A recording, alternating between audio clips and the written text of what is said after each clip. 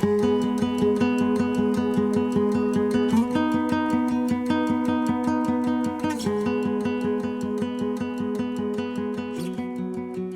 everybody. Welcome back to the podcast, the Keep It Simple podcast. If you're listening to this, you've caught up with us for episode 24. And today we have Amber Vroman on the show. Amber has been, and her family, extended family, have been dear, sincere friends of ours for quite some time. Many of you, if you follow along on our social media pages, you will have seen Foxtail Farms. You'll see have seen a whole brood of beautiful little blonde-headed girls feeding cattle and helping their daddy combine and just doing farm chores. Those are Amber's girls, and you will have seen Foxtail Farms linked in a lot of our stuff, and just a lot of relationship, a lot of deep relationship and ties that bind between our families. And from the very beginning, when I knew that we were going to kind of revamp the podcast, I made a list of people to have on, and Amber was certainly on that list. So Amber, thank you for making time out of your day to come on and visit with us. Welcome to the Keep It Simple podcast.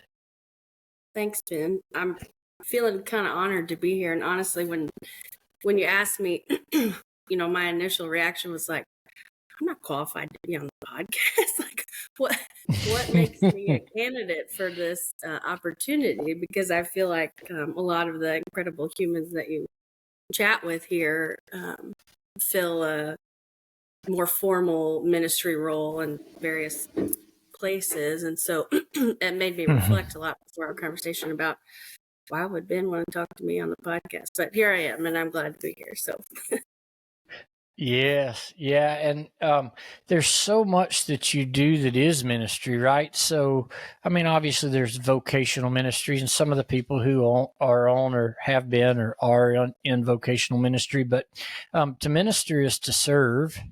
And like when I think of you and Chris, and really your whole family, so your mom, your dad, Katie, oh my gosh, Katie, Jake, I mean, just the Frink group as a whole, family as a whole, are a whole bunch of just servants. And if ministry is to serve, a minister is a servant. Yeah, so without question, you're in ministry. I would argue that you're in ministry in your home.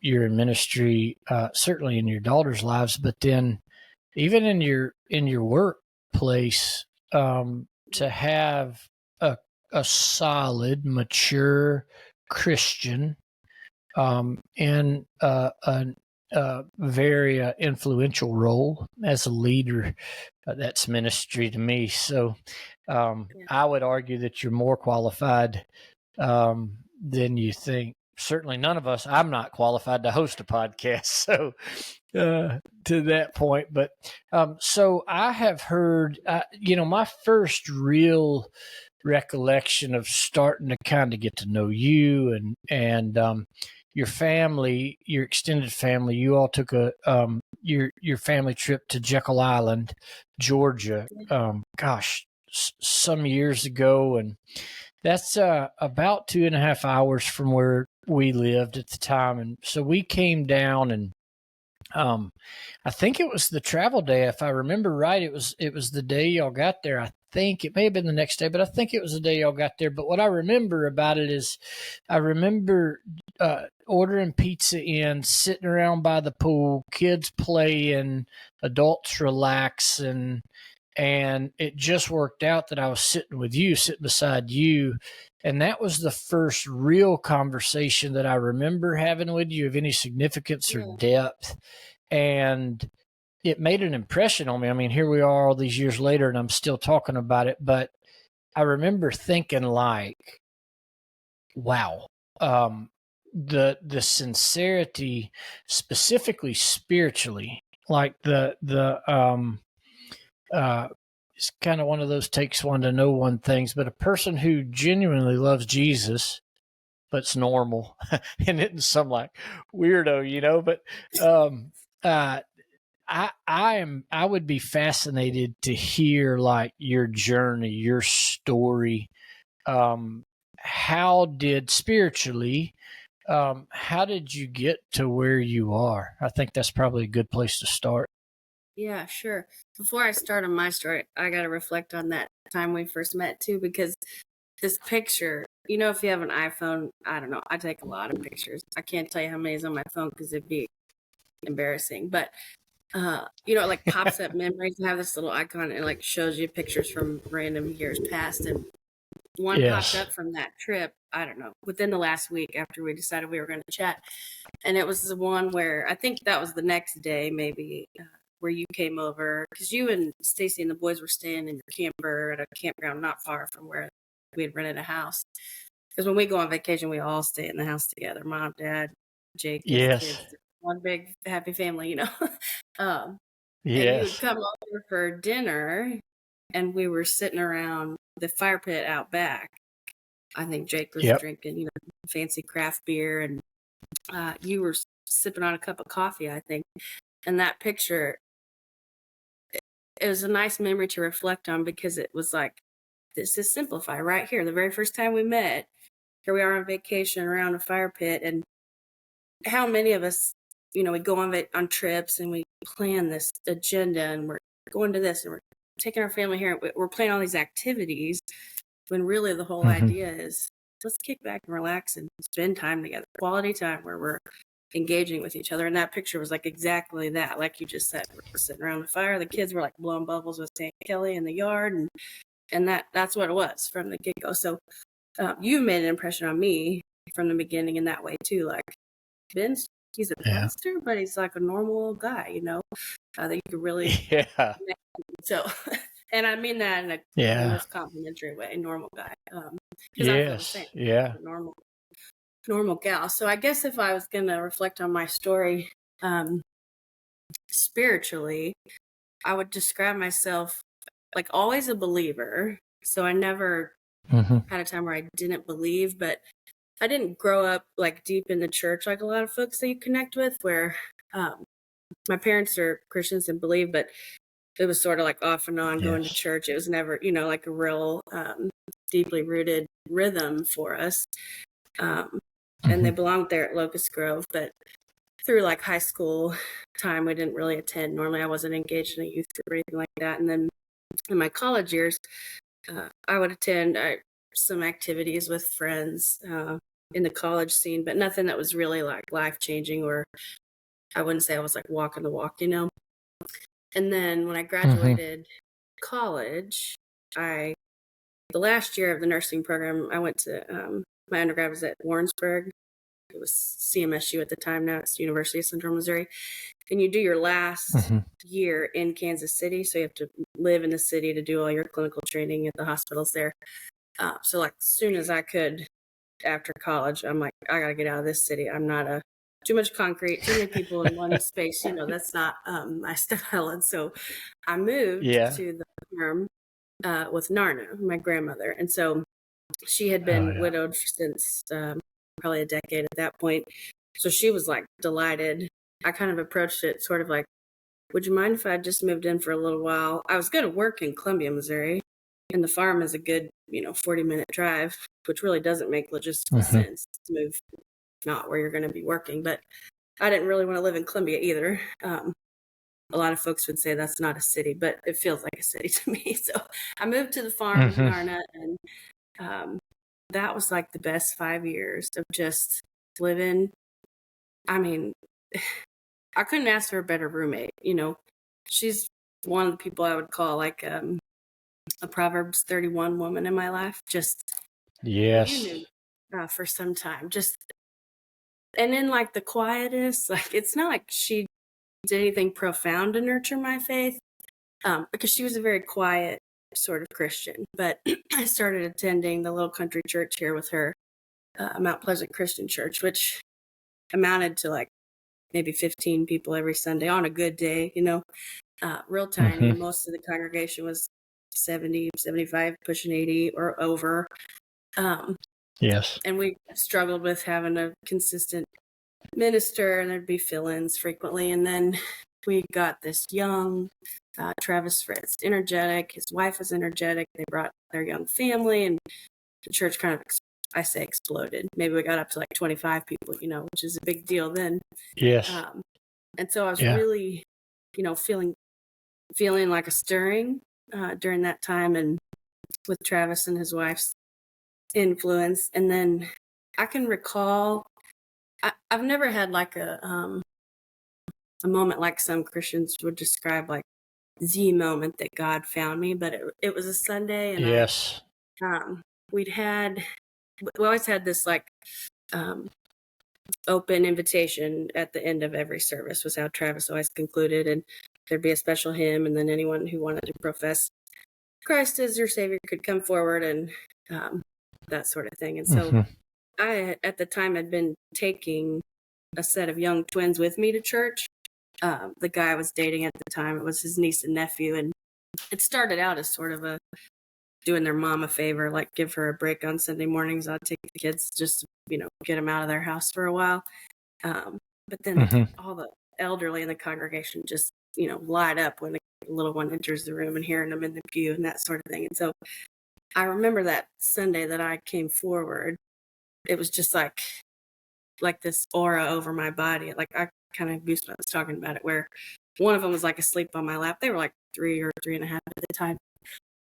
And the other was like sitting next to me, and it was just sort of awakening, like, who's going to show them the way? Like I have to be more outward and not just profess Christ as my Savior, but I have to tell them, I have to show them the way, not just talk the talk. I've got to walk the walk. And I stood up and went forward, and every woman and man in the congregation we knew well, because it was such a small family, and everybody had tears streaming down their face. And that it's like from that Sunday forward, just kind of like a turn the page in maturity in my faith, I think.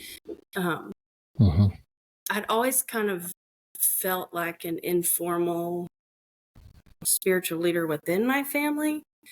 I mean, we have a very close knit immediate family for certain, and then even like aunts, uncles, the next layer. I didn't realize growing up that wasn't really normal, but now that I've grown through adulthood and a lot of close relationships, you realize not everyone is blessed with that. But I mean, we get together all the time. Chris is still getting used to that, I think. And so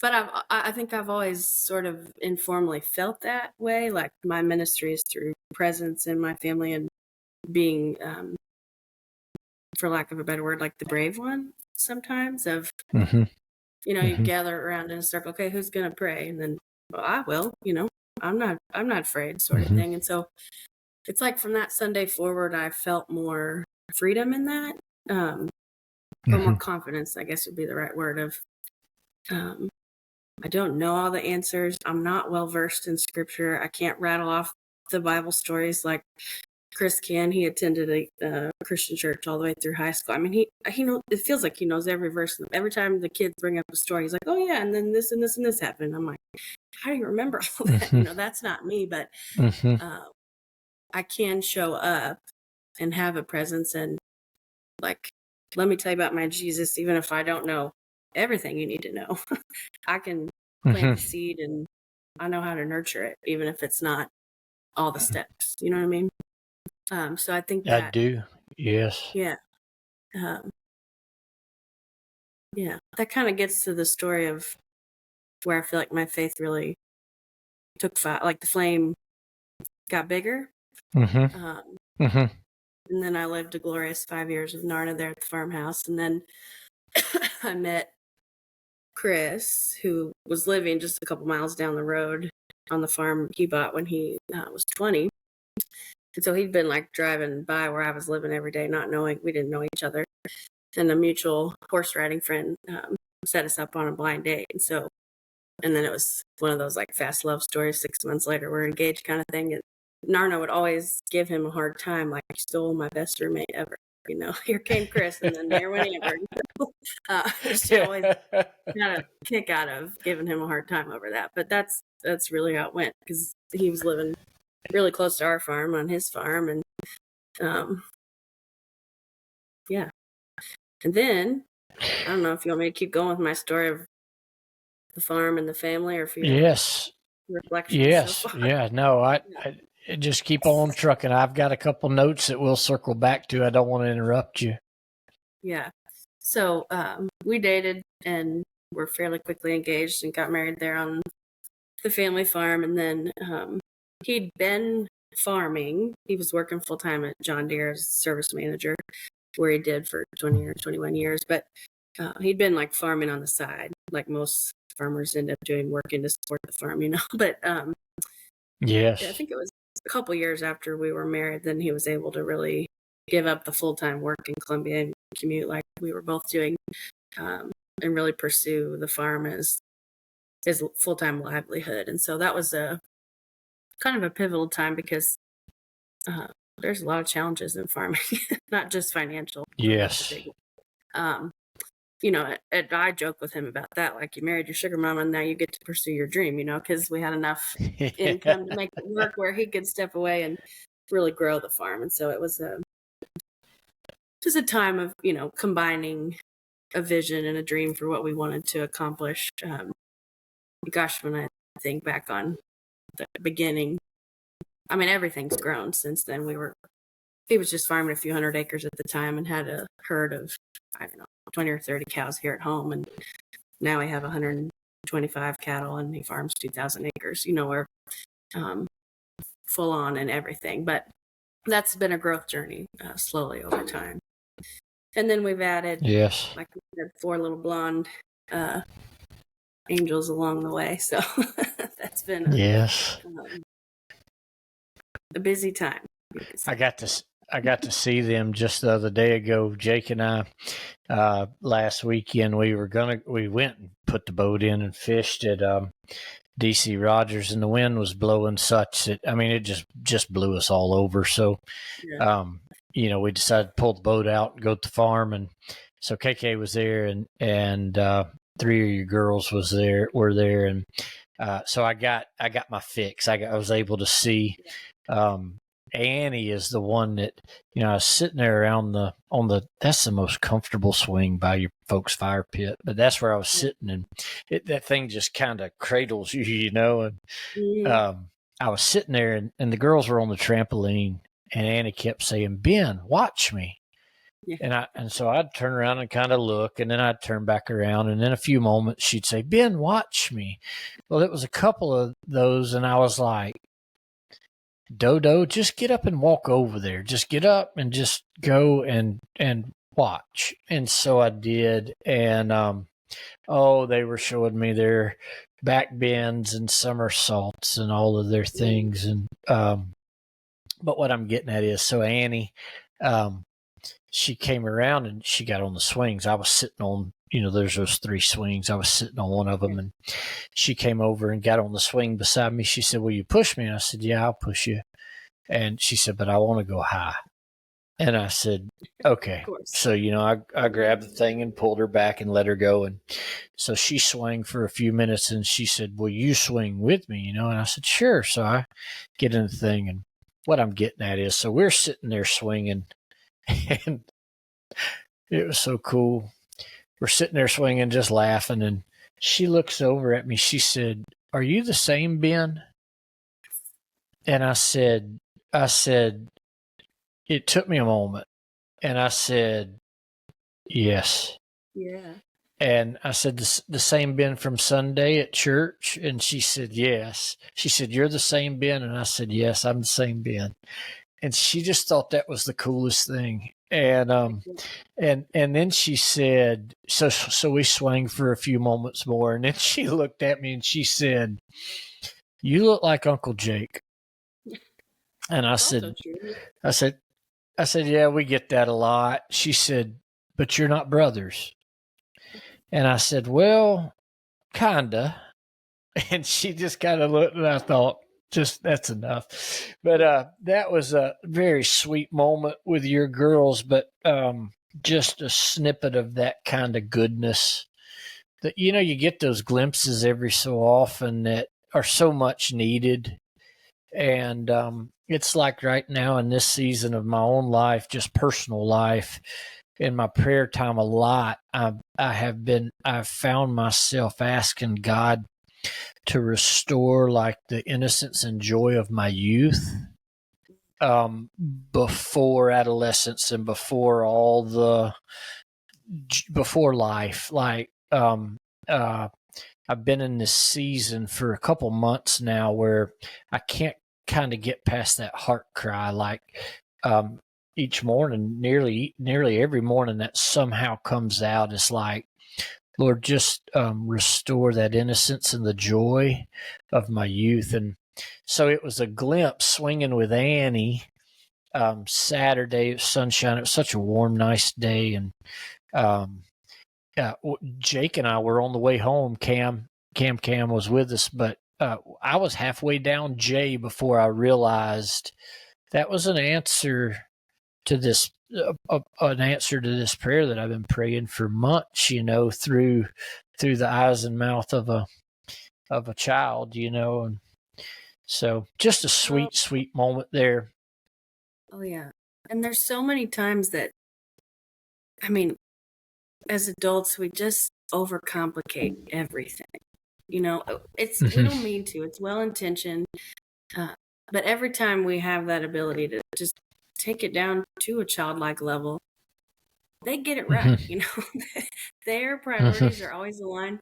Etta Jane said something the other day that just blew me away. They like to listen to Caleb. I mean, she can belt out some of the songs from Caleb like nobody's business. And her dream is to go to the Red Rocks. She keeps telling her dad, you're taking me to Red Rocks to that live concert. She likes to watch the reruns. But this was like this little light of mine version. And she heard an ad of someone that was describing like walking through darkness. I'm walking through a dark time. And just like plain as day, she's like, well, Jesus is the light. He just needs some Jesus shine. Like, why don't you just shine in the light? Wow. I mean, in her head, wow. I'm like, yeah, you're right. Your 4-year-old brain gets it. Some Jesus, right? Like, yes. So simplistic, but so impactful the way they make connections, and they don't consider all the extra fluff that we let kind of muddy the water, Yes, you talk about simplify. I mean, that's getting right down to the bottom core, of the. So you talked about Narn. I got a note here. So I think several of the people who listen to this a lot that listen to this won't know this, but so when we made the move to the Midwest, just job wise, Stacy put in. She works for the USDA, for the Farm Service Agency beneath the USDA umbrella, and she put in for a transfer, right? And flew out, interviewed, was offered the job, but with the caveat that like she had to start work February 2 of 2020, and my part of our move wasn't going to happen till June. And so a lot of y'all listen to this know that part of the story. Well, the family that Stacy lived with for 4 months before the boys and I got out here was Amber's mom and dad. And Narn that we keep talking about is Amber's dad's mom. And so Stacy, my wife, is quiet. Still waters run deep. She doesn't miss a thing. She's a sponge, but she's relatively quiet. And your family, I'm forever indebted to your family, your mom and dad, but your extended family, because y'all grafted her in and y'all were family to her while we were separated. And we moved her in February, and in March the world shut down and we were sheltered in place, and it was an odd time. And you all tended to her and loved her well. But so in that season, you talk about how often y'all get together and the quality time that you spend together as a family. So Stacy was in all that. Y'all grafted her right into that. And what I'm working towards is this connection between my wife and Narn. And I suppose it's because they were kind of the same cloth, that kind of, yeah. There's no need to talk just to hear yourself talk. That's right. Typically, if they speak, it's well thought out. Mm-hmm. When they do speak, people listen because they don't talk that much. Yep. And then the sincerity of heart, so anyway, that I enjoyed once we got moved out here. You all continued to invite us. We came to 4th of July things at the farm and just the fish fries and all the things. But what was beautiful to me is Stacy and Narn would gravitate. It didn't take long. Within 30 minutes of whatever, you would find those two together. And Baxter would be right up under Narn's feet, but Baxter's a dog. But Baxter or Narn and Stacy would be together, and they were pretty much inseparable until the evening ended, or until Narn got tired and went home. And so that was the snippet of time to spend with her, to talk to her, to listen and learn from her. That gentle, quiet nature, but you knew that she was strong. I mean, just like an oak. It's kind of hard to describe if you didn't know her or you don't have someone in your life like her. But I have this thing now. It's a 24 by 36 inch big metal hanging on my office wall, and it was a handwritten on a piece of notebook paper. This is true Narna style. So before I left, I studied abroad in my undergrad. I went across the pond in New Zealand and Australia for half a year. And before I left, she wrote this on a piece of notebook paper in pencil, no less, and like snuck it to me right as I was like saying my goodbyes. And I carried it in my Bible forever. And then after she passed, I'm like, I gotta put this somewhere, because it's like one of those like mantras that I just read over and over. It's really meaningful to me. So I had them extract the handwriting off the piece of paper, which was difficult because it was in pencil and it was like 15 years old at this point. And I have it printed on my office wall now, and it basically gets at like a good way to start each day. I place this day, my life, my loved ones in the Lord's hands. There's no harm in the Lord's hands, only good. Whatever happens, whatever results, if I'm in the Lord's hands, it's the Lord's will, and it is good. She underlined it, and then the last message says, "Fortunately, we are not in control." And it's like her big cursive, messy handwriting, beautiful, Wow. And so I have that on my office wall now, and it's kind of a joke with my boss, because everybody that comes in, kind of. Now they're used to it, but they'd read it like, what is this big? I mean, it's big on my wall. So now when someone's like having a bad morning or comes in cranky or whatever undesirable circumstance it is, my boss, Robin, will be like, you need to go read the Narna. Like, go read the Narna. You need to restart your day. It's like the thing we say, go read the Narna. And it just that reset of like, but that quiet gentleness, like you described. She was very active in our little church there, but not in an outward, outgoing way in terms of prayer and spiritual leading other people. But I'll always remember this day. We had a couple of elders in the church, and I say that with quotations because the whole church was basically elderly in terms of age, but and she was one of them. And she'll frequently serve communion and those sort of things, but she was never the elder that would give prayer. And on this one particular Sunday, because it would make her nervous to have to do that in front of everyone, but this one Sunday, the other elder who always gave the prayer, Marshall, and I have his, because he always said kind of the same one. It's also like ingrained in my brain. He always quoted that scripture from Micah, do justly, love mercy, walk humbly. And so that stays with me. But that Sunday he wasn't there, and she had to unexpectedly give the prayer out loud to everyone. And I wrote a note in my Bible about it. Like, this was so impactful to hear. I knew her very intimately, living together, and the relationship we had. And so I could see how nervous she was and the words she was trying to come up with, but it was just this most beautiful, like the waters are like Narna's talking. Everybody's just like, I mean, our eyes are closed, we're praying, but you could just feel like this is a special prayer, you know? Yes. Like you said, Yeah. when someone like that speaks, you are listening, you know?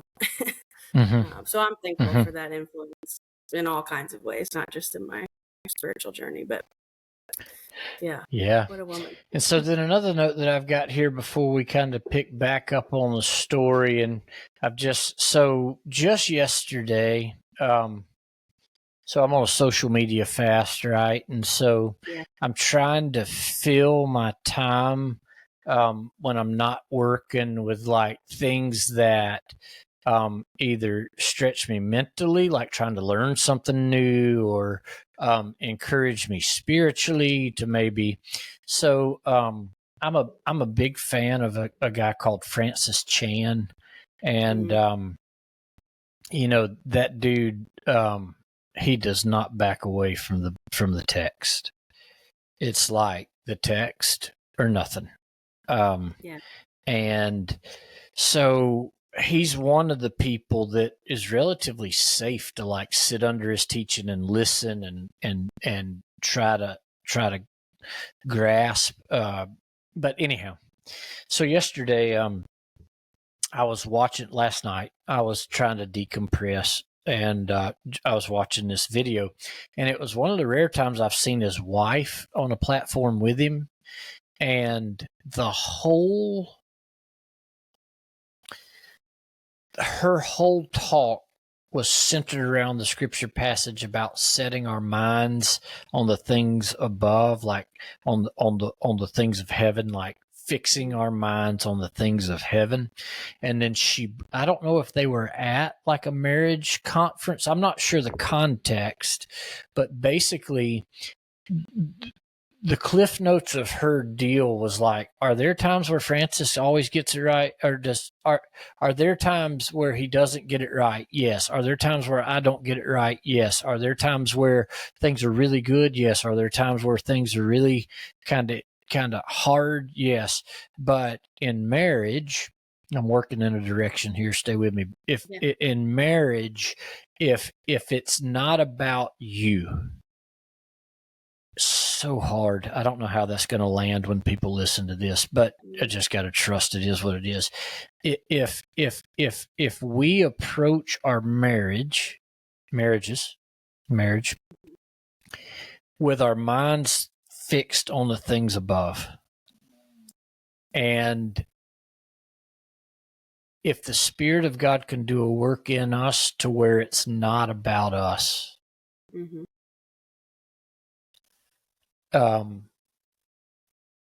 what might God do in and through our families?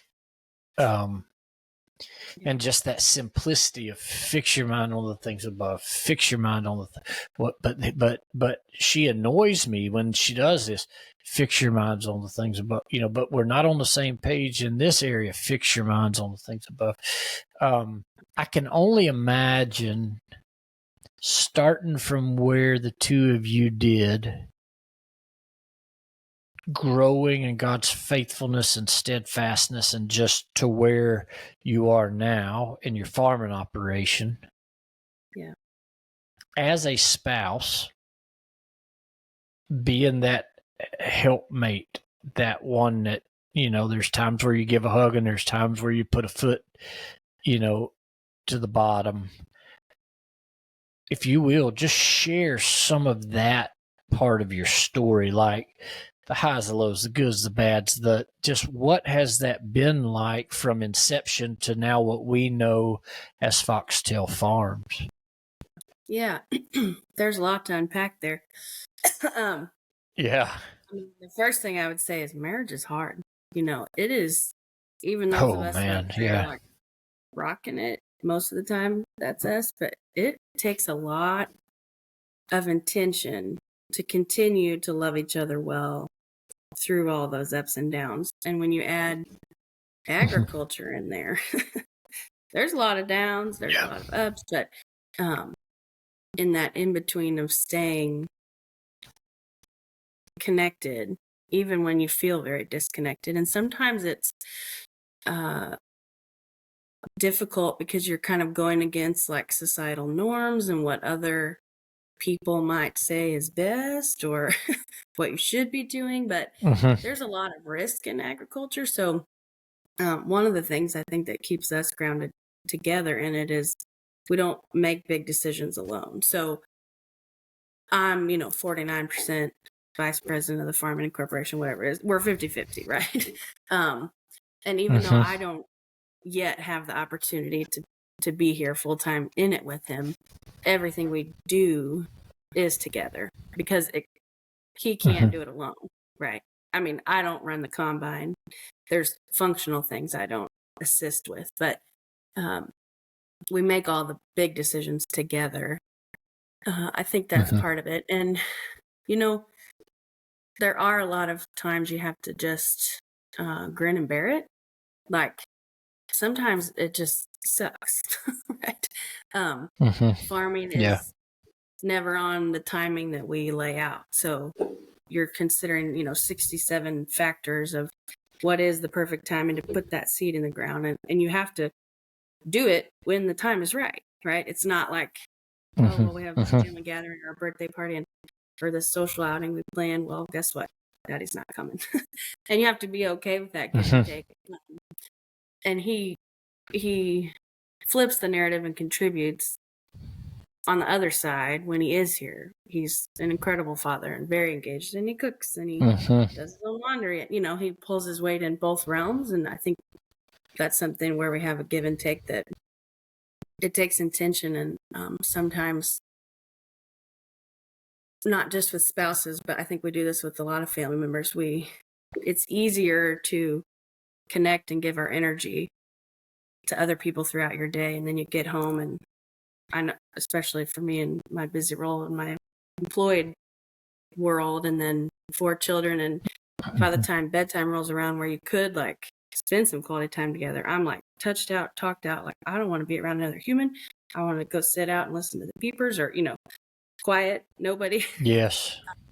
And that it takes a lot of work to carve out that time to connect, besides the logistical connection of who's cooking dinner and who's running so-and-so to practice and, oh, we need to, pick up this seed or do that. So it takes a lot of intention that I think we struggle with sometimes.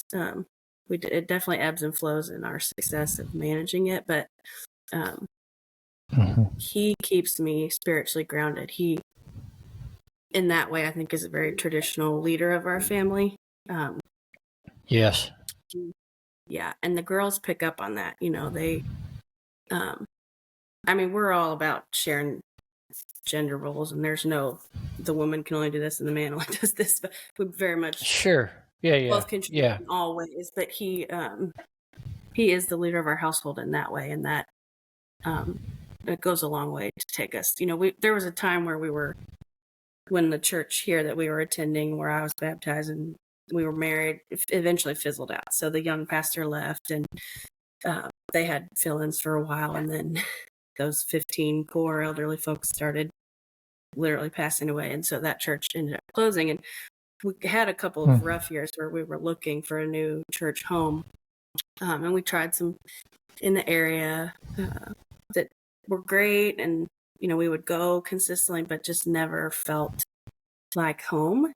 And we share a lot of preferences in that way. Of he likes to sing from a hymnal. He likes some of the more traditional methods, and the girls, it was really important for us to find a place where our children could be nurtured in that way. And so, as important as it is for us to find a faith home where we can be engaged and grow, certainly our focus also was them. And so that was a rough couple of years, and you could definitely feel when you drift from those core elements that define your household and what you value, then everything kind of drifts. You're like, Lord, why is everything falling apart? Well, you're drifting away from me, and you can feel that. And I don't think it's coincidence that the last few years have felt really good, and we're attending at Midway, and the girls are super engaged, and you see that ripple out everywhere, Yeah.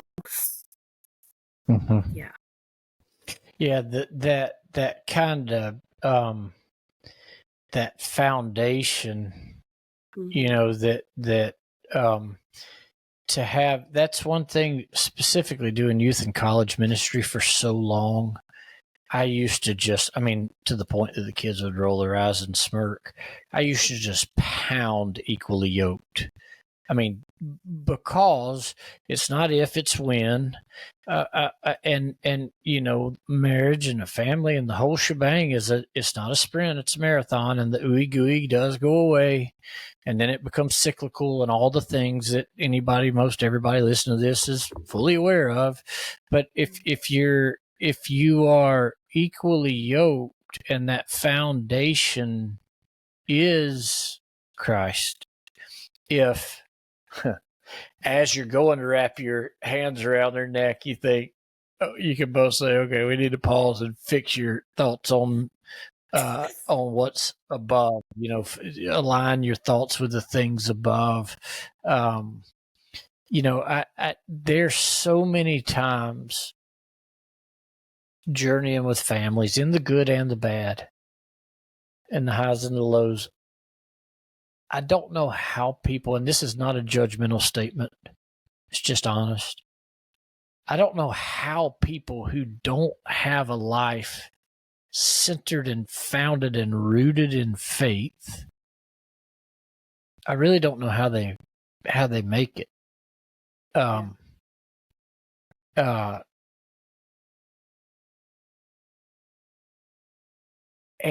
the flip side of that is journeying with families, and the highs and the lows. The ones who are equally yoked and do have that foundation, no matter what, somehow they're able to reset and get through.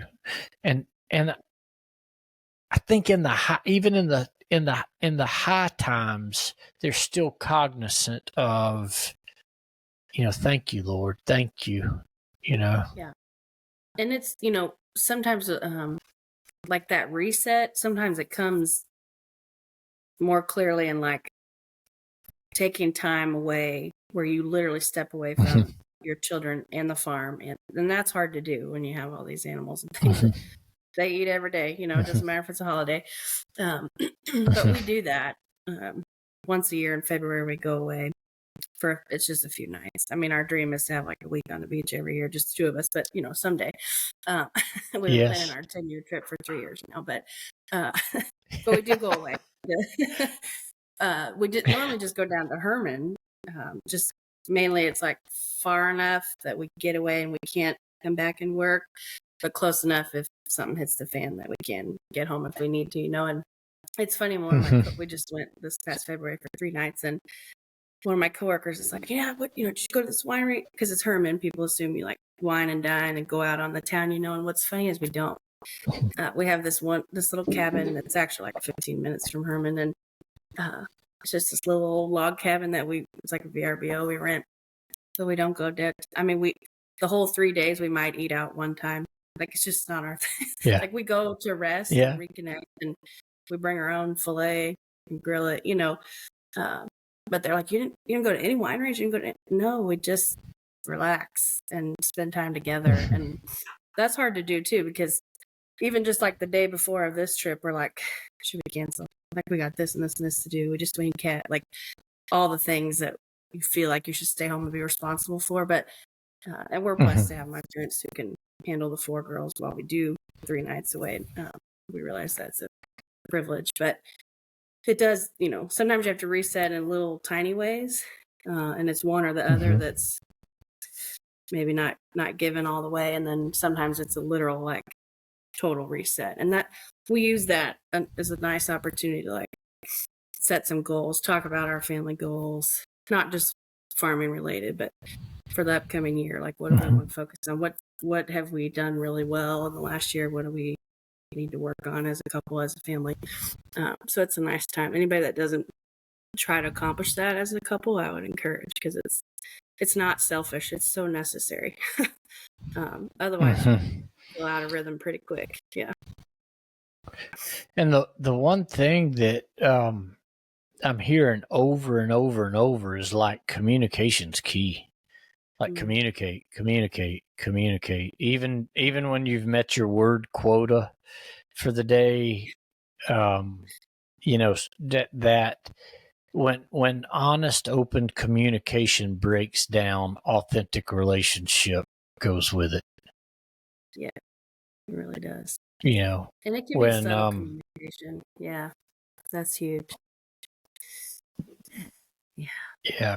So before we move on, and this might be a great segue into Foxtail Farms and just kind of educating everybody on what all it is you do and making folks aware of what you do. And then I really do want to talk about hopes and dreams for the future. But there was a post that you made. I don't remember when, all the years run together. People that listen to this that I'm friends with will laugh because they know the other day could be a week or could be 4 years ago. But the other day, it was coming into harvest time, and you made a post. You're getting ready. Chris was getting ready to go on the combine. And I don't remember exactly the image, but what you wrote. Like, it stopped me. Like, I backed up and I was like, whoa. Because as a person, so I have handled livestock and done like cowboy type stuff a ton. But when it comes to farming, row cropping and stuff, I don't have any experience in that at all. And so when I read your post about him being gone and about the sacrifice, not just his, I mean, that dude freaking amazes me. You were talking earlier about how birthdays and things don't wait for this stuff. I don't remember what we were doing. I don't remember whose birthday it was. Y'all have such a family. It seems like it's always somebody's birthday. But I can remember being at the shack, and I can remember everybody being there. We have the party. We have the meal. Chris comes over, sits down, eats, kisses you and the girls, shakes a couple hands, and he's gone. Yeah. But just that, the priority to stop whatever it is and come by to sit down and eat a hamburger and to be present, even if it's for that long. But that post is, it was about the sacrifice basically. And I think the reason it hit me is because I'm like, these are people that I'm close to and know very well, but how many families are experiencing feeling this exact same thing every year? I mean, it's not like a once in a lifetime. It's a repetitive, cyclical feeling. Do you remember that post? I can think of a couple. I think I might remember the one that you're hitting at. And it's incredible. I'm in a couple of like farm wife groups, like sort of like support groups on social media. Because it is nice to connect with other women who are walking the same journey, where it's this really strange confliction of emotion where like the anticipation's building and you can't wait for harvest because we've been watching these seedlings grow since April or May or whenever, and it's finally time to reap the reward and see the yields. And so you're like excited and the anticipation, and then it's also like this really heavy, like, oh, we're entering that time where it's solo parenting 7 days a week. It's up before dawn, and literally, I mean, there's a lot of times he'll be home 12, 1 a.m., 2 a.m., and he'll be up at 4 or 5 out the door. I mean, it is crazy hours to get it all done.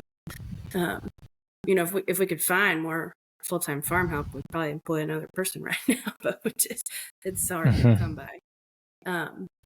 So he just his work ethic is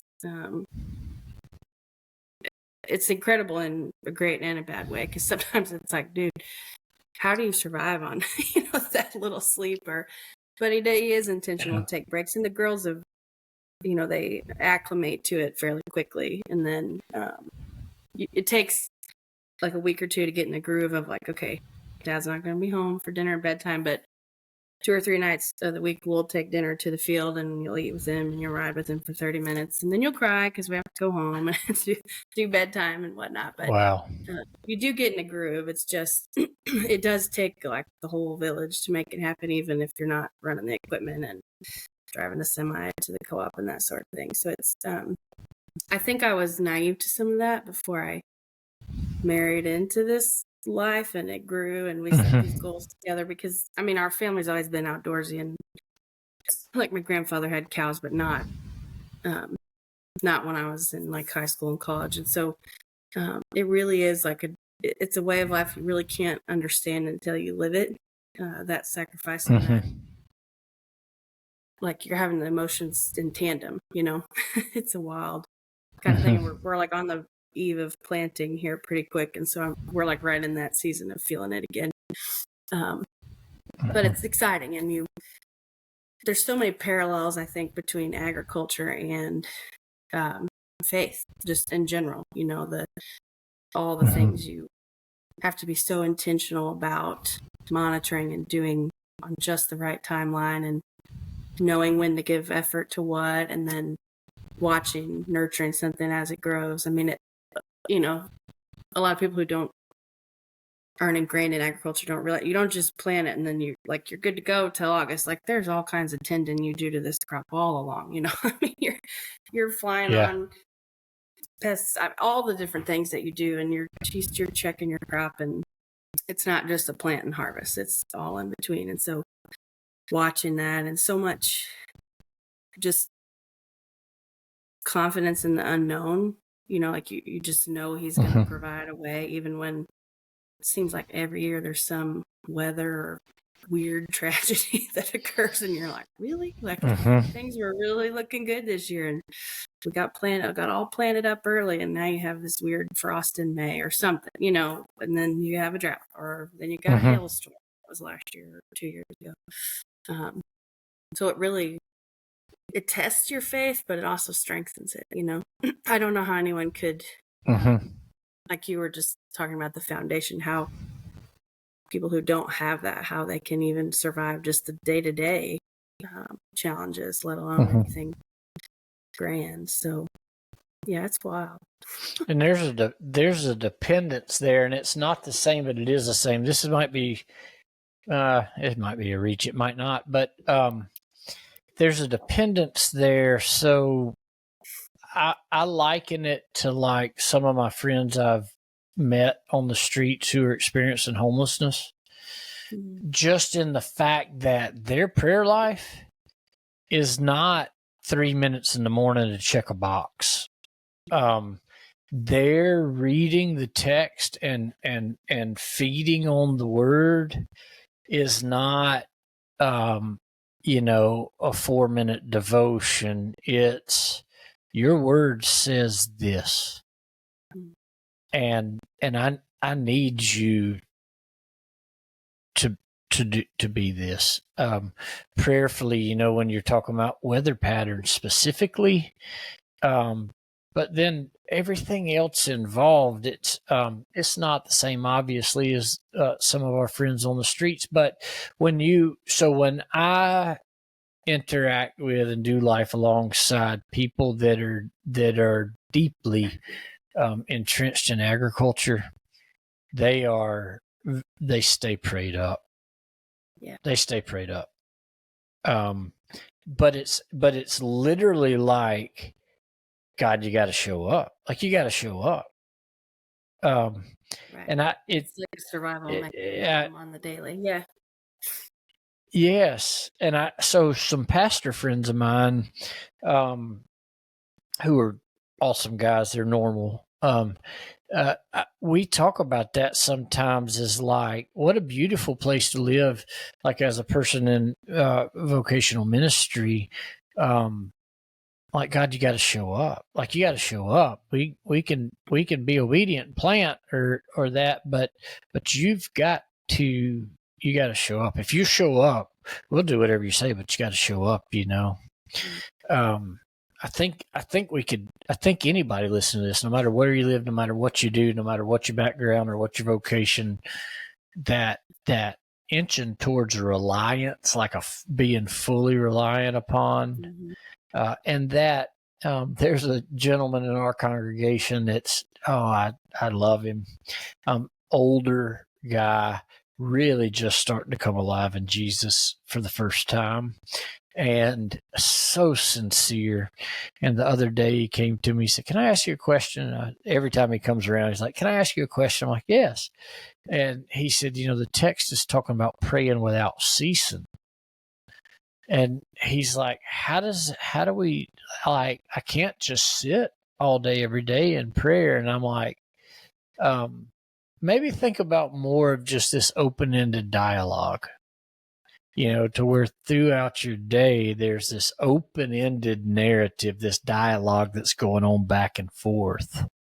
Yeah, I think that's perfect. There's this poem that Chris has hanging on his desk where he keeps his farm books, and I can't cite the whole thing, but it's something to that nature about,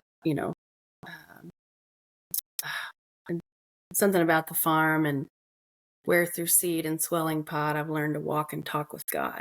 And that's exactly, my favorite picture of him, and I take a lot of pictures, is he's out in the bean field. Yes, you do. With the girl checking crops one night, and he's out in the bean field, and he's like eyes closed, arms out to his side, just like, and I know him well enough to know, like, he's talking to God, he's praising God, because that field was going to have excellent yield. It was like a praise the Lord kind of crop check moment. And I mean, he was just still like out here with his arms just like in praise, and the girls are like, "What is he doing?" I'm like, I know exactly what he's doing. I have this picture captured. But I think that's exactly it.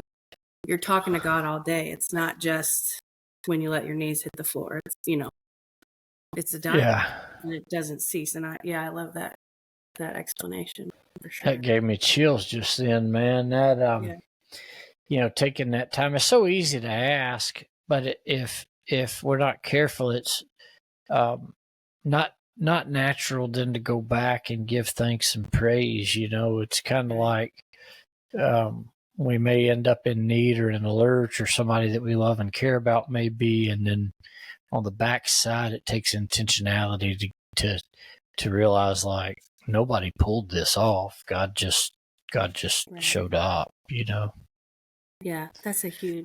So then Foxtail Farms, so faithful family farming. I love it.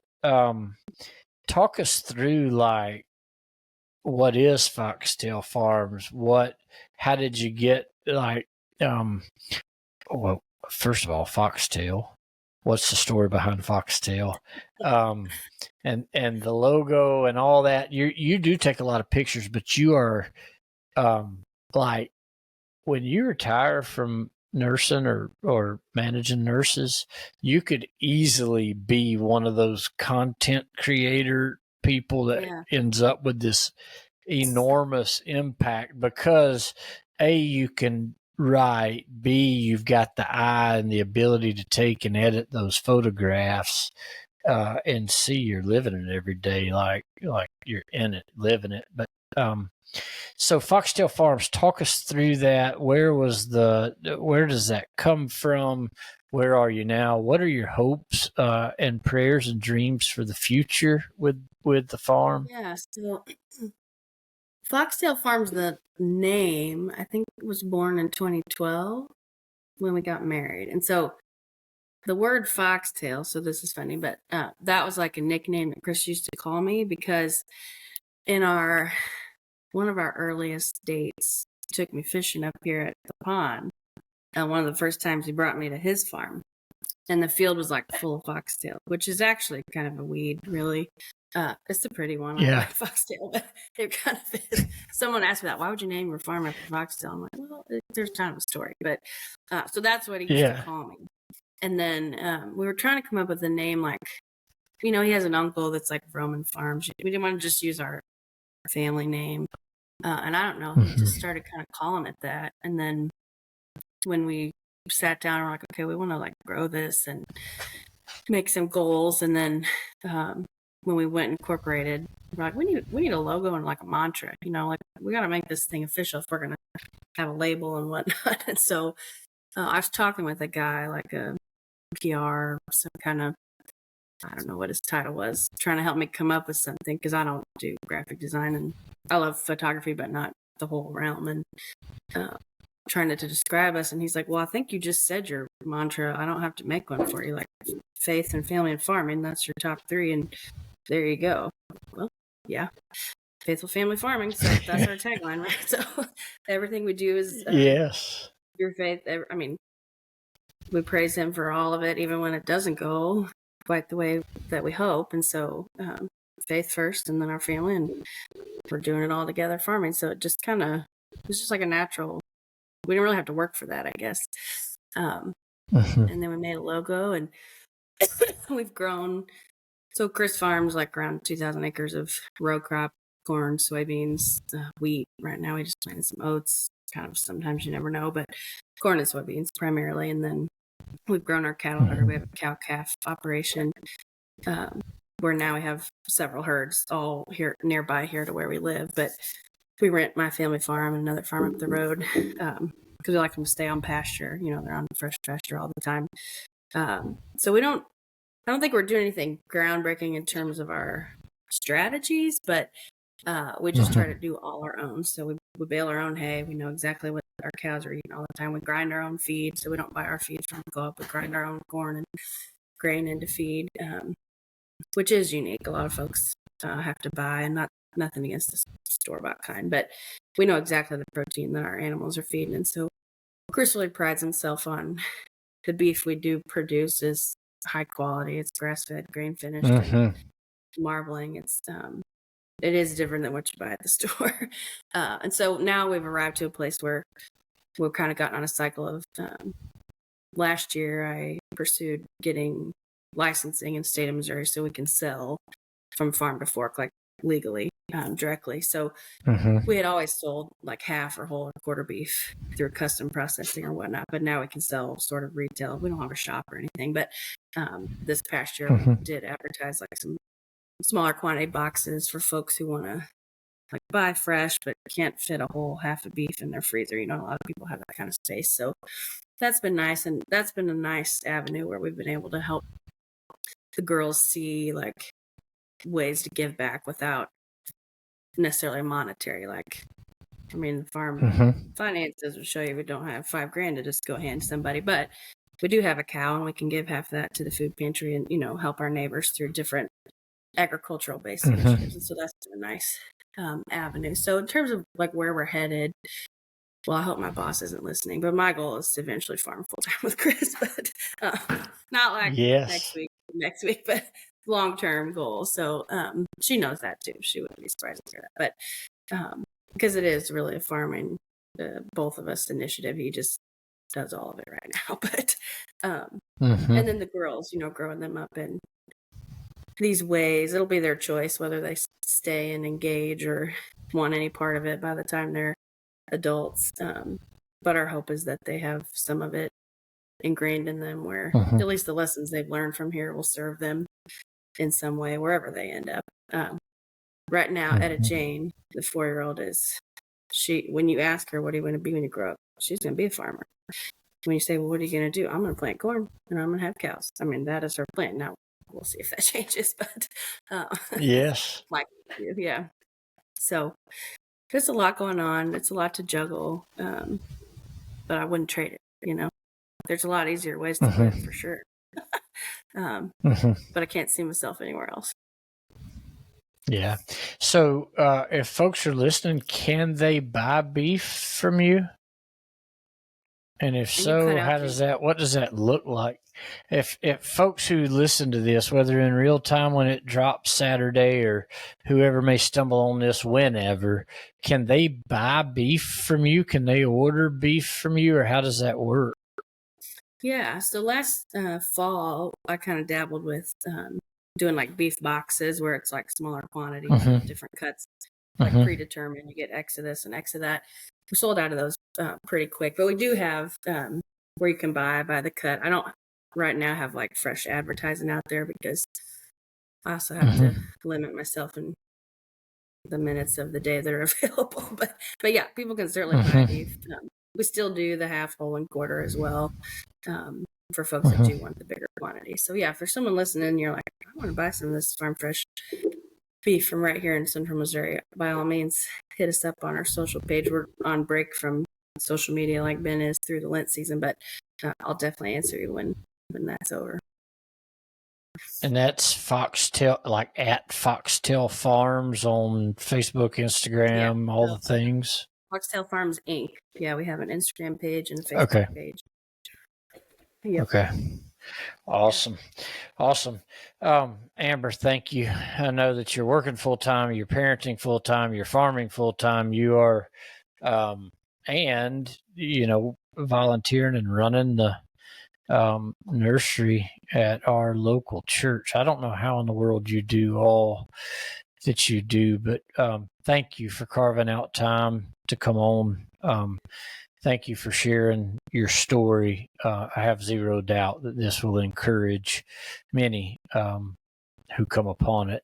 And just thank you for all the ways, known and unknown, that you encourage me and my family. Thank you. I really genuinely appreciate you and Chris. Yeah, we appreciate you right back, Ben. I think your teaching and your ministry in church and out of church is something you're transforming a lot of lives just through the little ways too. There's a lot of things that there's a lot of times in church, your takeaways I reflect on for days, sometimes longer than days. Like the next year, I think of something like, Ben talked about this, and I'm still inputting things that you plant the seed, and then you may not even think you're doing anything to make it grow, but you are, and it's impacting our girls too. So we're very appreciative. You've helped us. You've really helped me personally. Like, I think it was last August. It was the day you did the backpack blessing, and I don't remember what you were teaching from or the whole sermon, but you talked about in that Sunday, like, your home is your primary mission field. And you did that thing where you're like, listen to me. And you make us all like look you now, and you're staring like into my soul, and you're like, your home is your primary mission field. And that, that impact of, we all have a tendency to go out and think, I'm going to go reach people here, and I'm going to share the word, and I'm going to impact all these people who need help, and all these ways I can give and serve. And where my greatest impact is right here on this farm with these 4 little blondies, right? And so that role of mother that I may wear, I wear a lot of hats, and sometimes I'm even like, why am I trying to do all these things? It's kind of insane. But that role of mother, there's not a lot of glory in it. Sometimes there's a lot of like grit and challenge, but it's that position is where I have the most opportunity to minister and make an impact that will ripple the farthest, right? So I guess that's like would be my closing. Like, when I came on and gave the disclaimer, like, I'm just a regular old gal, like, I'm not in full-time ministry. I don't wear that hat. I don't pastor anywhere. I can't quote yada yada yada like Chris can, but we all can make a big ripple just through that alone. Like, your home is your primary mission field, and keeping that at the forefront, even when we're doing 57 other things that are also lovely. But thank you for that. Praise God. I say praise God. So I end every episode. I often sometimes forget, but I try to end every episode. The name of the podcast is the Keep It Simple podcast. By now, if folks have listened to this entire episode, they know that you are busy. How do you keep things simple in the midst of the chaos? How do you keep things simple? That's a great question. That's the one you told me you were going to ask me ahead of time, and I didn't think of a canned answer. But I think my best answer would be do less but look for joy in that ordinary, right? Do less, Yes. but find joy in it. Yeah. Amen. Amber, thank you. I appreciate it. You're a gift. Thank you. Thanks for having me.